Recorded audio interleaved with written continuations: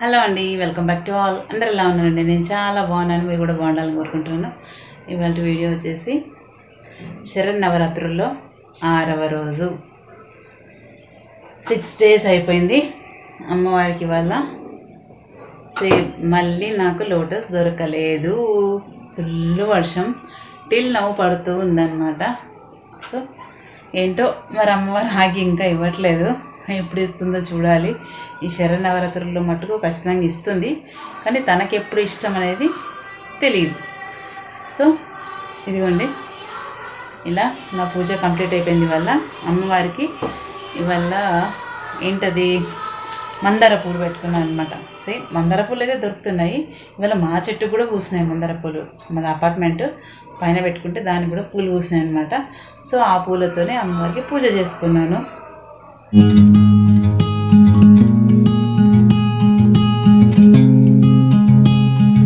ఇదిగోండి పరిస్థితి ఇది. ఫుల్ వర్షం పడుతుంది.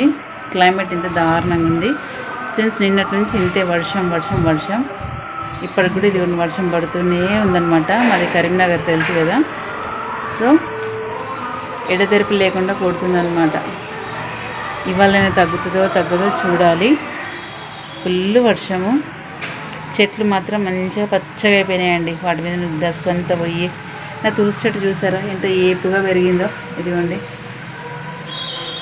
యాక్చువల్లీ దానికి అదే పెరిగింది. అది ఇక్కడ నా బ్యాక్ యార్డ్లో తులసి చెట్లు మంచిగా పెరిగినాయండి. ఇంటి ముందు కంటే ఏమంటారు, పెరటి తులసి ఉండాలంటారు కదా. సో అందుకని ఈ కుండీలో చెట్టు పెట్టాను అనమాట. దీనికి పక్కనే ఇదొకటి దానికి అదే ములిసింది, ప్లస్ ఇక్కడ దీనికి అదే ములిసింది అనమాట. సో తులసి చెట్టు తీయడం ధైర్యం రాదండి. మీరు ఎండి చెట్లు తీసినా కానీ ఎందుకో తీయాలనిపించదు. అంటే ఎందుకంటే లక్ష్మి కదా తులసి అంటే. సరే పెరగనిలే అని వదిలేసాను అనమాట. సో ఇది మా ఊళ్ళో సిచ్యువేషన్. ఇది ఫుల్ వర్షము, ఎటు పోరాకుండా రాకుండా ఉందన్నమాట ఇవాళ. ఇంకొకటి మీరు అనుకోవచ్చు, ఫాస్టింగ్లో ఉంది, డ్రెస్ వేసుకుంది ఏంటి అనుకోవచ్చు. యాక్చువల్లీ నేనేంటంటే మాల వేసుకోలేదు, ప్లస్ కండువా కూడా వేసుకోలేదు. నేనేంటంటే అమ్మవారి ధ్యాసలో 9 days సిన్స్ 12 years నుంచి ఉంటున్నాను. అంటే నా మనస్ఫూర్తిగా నేను అమ్మకి అర్పించుకొని ఉంటున్నాను 12 days. సో ఇవాళ బయటకు వెళ్ళాలి. సో నిన్ననైతే 3 చీరలు తడిచిపోయినాయండి. సో అందుకని చెప్పేసి నాకు డ్రెస్ ఉన్నంత కన్వీనియంట్ ఏది ఉండదు. సో ఇప్పుడు మాలలు వేసుకున్నా ఎవరైనా కానీ, అంటే చిన్నవాళ్ళు అయితే డ్రెస్సులు వేసుకోవచ్చు, పెద్ద వాళ్ళు కూడా డ్రెస్సులు వేసుకుంటున్నారు. సో అందుకని చెప్పేసి వల్ల డ్రెస్ని ప్రిఫర్ చేసిన. చెప్పాను కదా, నేను మాల వేసుకోలేదు, ప్లస్ కండువా కూడా వేసుకోలేదు, బట్ అమ్మ ధ్యాసలో ఉండిపోతాను అనమాట. సో నేను నా ఫాస్టింగ్ వచ్చేసి 9 days వాటర్ పైనే ఉంటా, ఏం తీసుకోను అనమాట. సో 9 రోజులు వాటర్ మీదనే ఉంటాను. మాల వేసుకొని చేసే తప్పుల కంటే మనం ఇలా పవిత్రంగా ఉండి అమ్మ ధ్యాసలో ఉంటే ఏ తప్పు ఉండదండి. సో నేనేంటి మళ్ళీ వేరే డ్రెస్సులు లాంటివి ఏం వేసుకోలేదు, చుడిదారే వేసుకున్నాను అనమాట. సో నేను మళ్ళీ మీరు కామెంట్లో ఏమన్నా అడుగుతారేమో అని చెప్పేసి ముందే చెప్పేస్తున్నాను అనమాట. సో మనము మన ఆత్మ ఏది చెప్తే అది వినాలి. నేను అమ్మ ధ్యాసలో 9 days వాటర్ పైనే ఉంటాను కాబట్టి నేను పెద్దగా ఏం పట్టించుకోను. అంటే ఈ డ్రెస్ కోడ్ గురించి.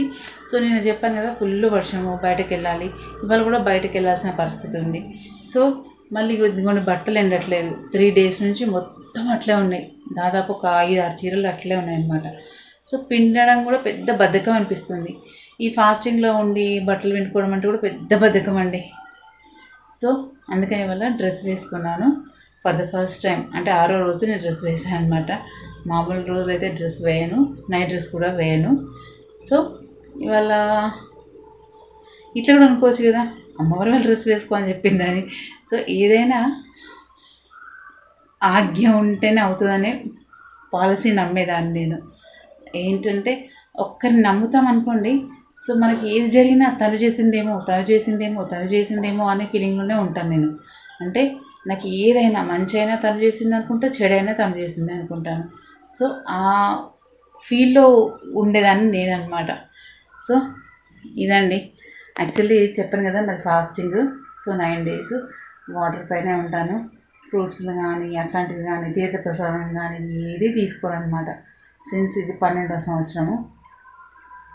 సో ఇదండి నా పూజా విధానము. సో మాల వేసుకొని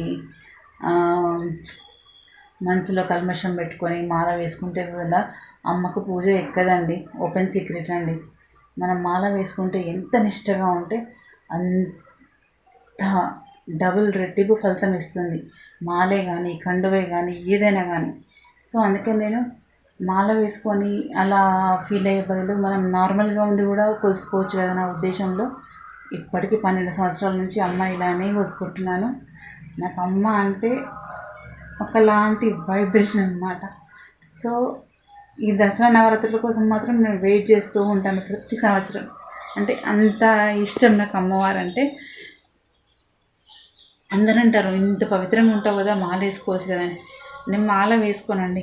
మాల వేసుకుంటే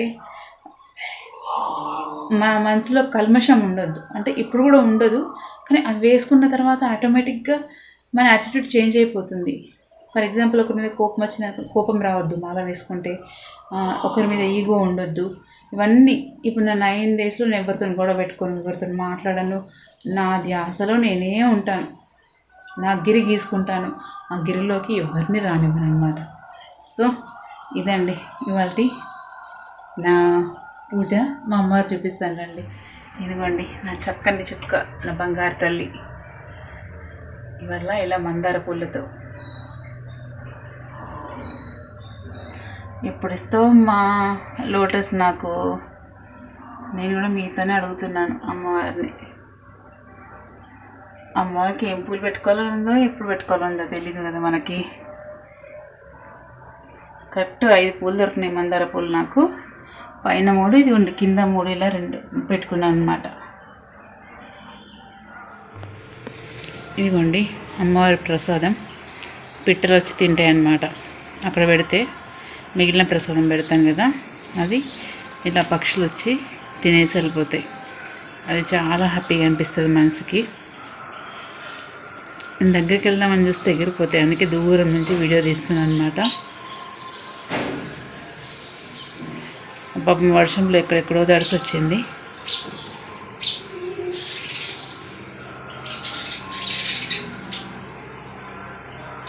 ఇదిగోండి ఇది కూడా ఒక హ్యాపీ మూమెంట్ అనమాట నాకు, ఇది చూడడం కూడా. ఎందుకంటే ఇప్పుడు పక్షులు కనిపించడమే తక్కువైపోయిందండి. మనం వెతకాల్సి వస్తుంది పిట్టల కోసం. బట్ నాకైతే డైలీ పొద్దున ఇలా దర్శనం ఇస్తాయి.